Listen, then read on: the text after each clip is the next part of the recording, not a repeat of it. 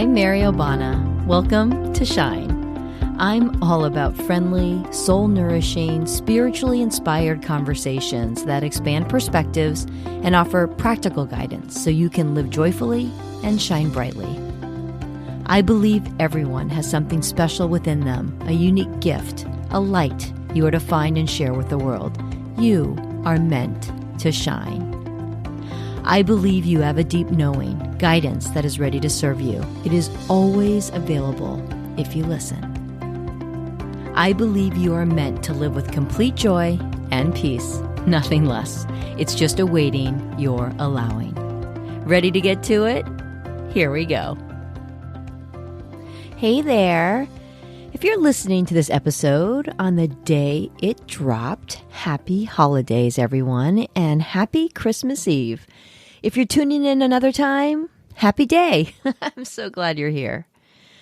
I dashed to a small grocery store the other morning to pick up some fresh cider before sitting down with my family for breakfast. This store is literally 3 minutes down the road.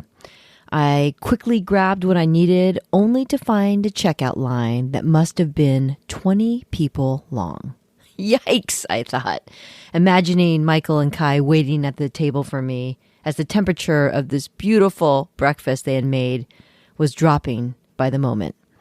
I waited patiently as the line crept along when this lovely older woman in front of me saw that I only had one item and said, "Please go ahead of me. Merry Christmas."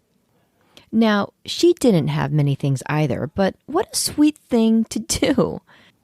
As I accepted her gesture of kindness, it got me thinking about the spirit of Christmas, but also kindness in general. Christmas is a celebration, but it's not just about the gifts. This time of year can be encumbered by the pressure of finding the right present for the list of recipients on your list. Those leisurely strolls down the street, window shopping, casually poking into one store then the next as carolers sing and snowflakes land gently on your cheeks and nose, have been replaced with being stuck in traffic, fighting for parking spaces, racing into stores, waiting in lines, scrambling to find the right thing, or spending precious time on hold with understaffed and overworked customer service reps as they try to hunt down your lost orders. It can be stressful and more about cranking through your list rather than the festive experience that seems only to exist in those Courier and Ives scenes.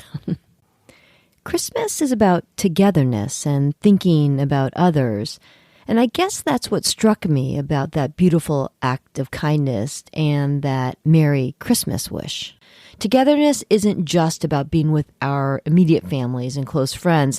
It's about our connection to something larger than ourselves, and not just this time of year, but every time of year. And kindness is the ultimate connector, isn't it? It connects one to another in a moment.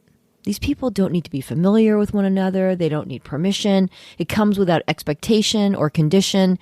It's giving your best self to others without anyone asking or expecting anything in return. Kindness isn't an emotion or something that lives in your mind. Kindness requires action. Kindness is also acknowledgement. Acts of kindness, especially those that are random and from complete strangers, are so special because they acknowledge another for being, not performed out of a sense of obligation or duty. And there are all sorts of flavors of kindness. But I especially like those random acts of kindness by and for complete strangers. They can be small things, but it's incredible how much they can elevate your energy, inspire you to pass it on. It's warm, sometimes playful, and just plain old fun to receive and to give. But also to observe. Have you ever witnessed an act of kindness, something you didn't even have a part in, but it really moved you? I was walking onto the beach late this summer toward the end of the day, and there was this older couple ahead of us. The older woman was unsteady on the sand, and while her elderly husband was trying to help her, it was a bit more than he could handle. Then this young man was coming up off the beach at the same time. He noticed what was happening, then instantly dropped all of his things and gave her a piggyback ride down toward the water as her husband walked alongside, beaming. She was like a little girl, so excited and appreciative. It was the sweetest thing. Strangers connected by pure kindness. When you see kindness in action, it inspires you. After witnessing this sweet act of kindness, I found myself looking for opportunities to help others. I wondered how many other acts of kindness were born out of that moment that day. It turns out that warm, uplifting feeling we get when witnessing kindness, it's actually a thing. It's called moral elevation. To recognize what's happening, our brain has to process it by drawing on our own past experiences with kindness, giving, receiving, and observing. So we live vicariously through this observed experience, which is why we get so touched by it. And these positive emotions make us more likely to perform other acts of kindness. It motivates us. Imagine if each of us started our own chain reaction of kindness. What if we looked for an opportunity to do something kind randomly for someone? It could be as simple as letting someone move ahead of you in line, or helping someone to the car with their groceries, or paying for a cup of coffee for the person behind you. It feels so good. And not only will that recipient experience something beautiful, but anyone who happens to witness it will get the benefit too. And will be more likely, by the way, and more motivated to find an opportunity to do something kind for someone else, and so on, and so on, and so on. It reminds me of that movie, Pay It Forward. Did you ever see it? It's that story of a social studies teacher who challenges her middle school students to think of an idea to make the world a better place. So this one student creates a plan to perform kind acts, but asks people, instead of returning the favor, to pay it forward by helping someone else. And it sets in motion this wave of human kindness.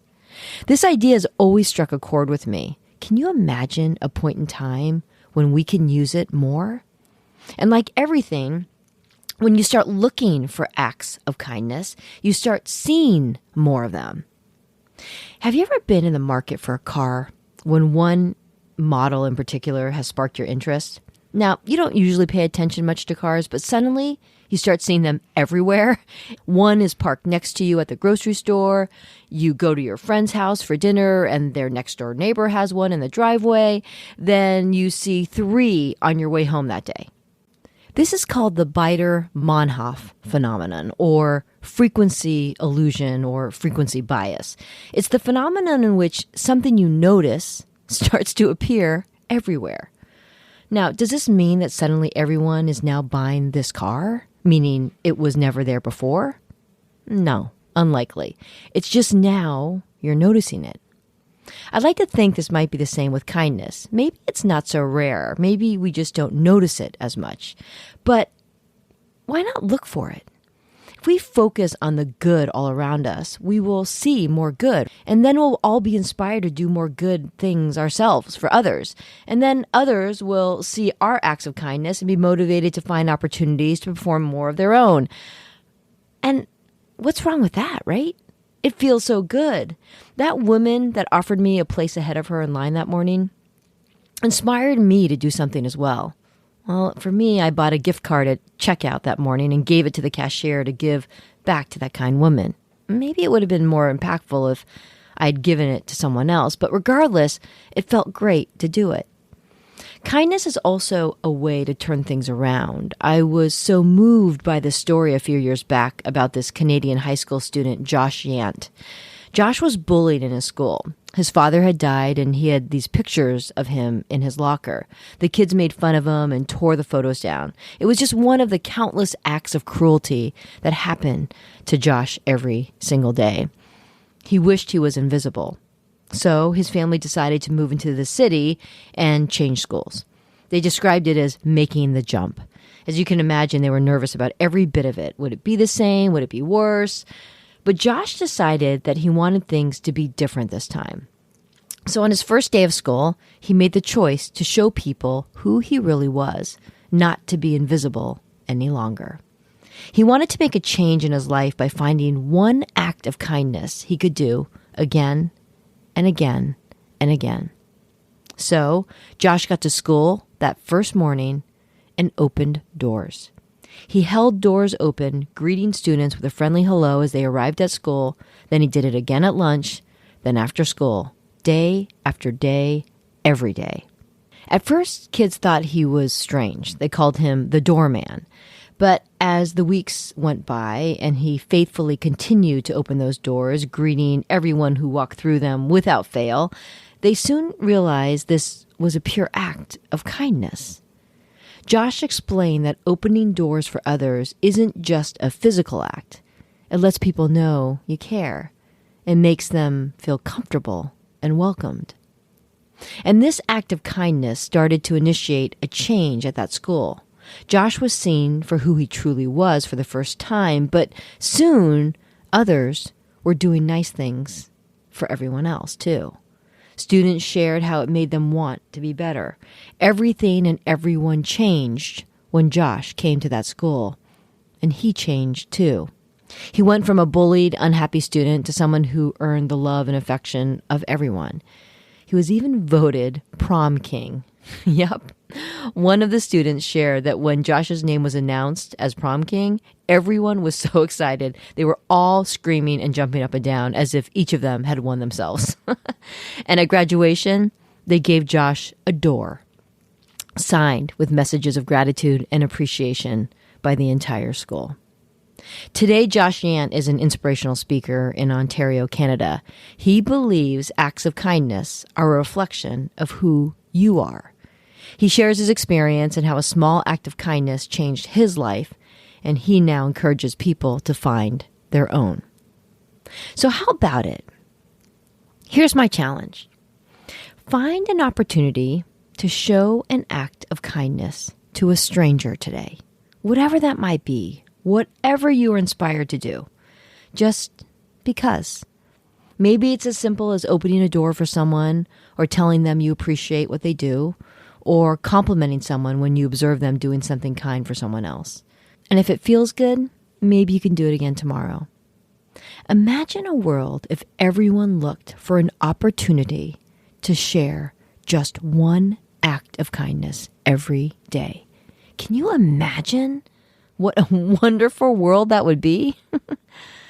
Regardless of when you are listening to this, whether you're looking for a resolution different from losing weight or eating better or drinking less, or simply wanting to spread good in the world, consider joining me for something I call One Act of Kindness.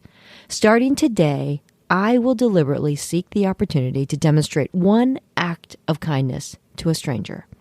I'm going to see how many consecutive days I can string together. But honestly, even if you pick just one day to deliberately do something kind for another, what a beautiful thing that will be. We never know the impact one act can have on another at any moment. One moment can change a day, one day can change a life, and one life can change the world. The Dalai Lama once said, "Be kind whenever possible. It is always possible." Amen to that. Here's to shining into your beautiful acts of kindness. Until next time, take it easy.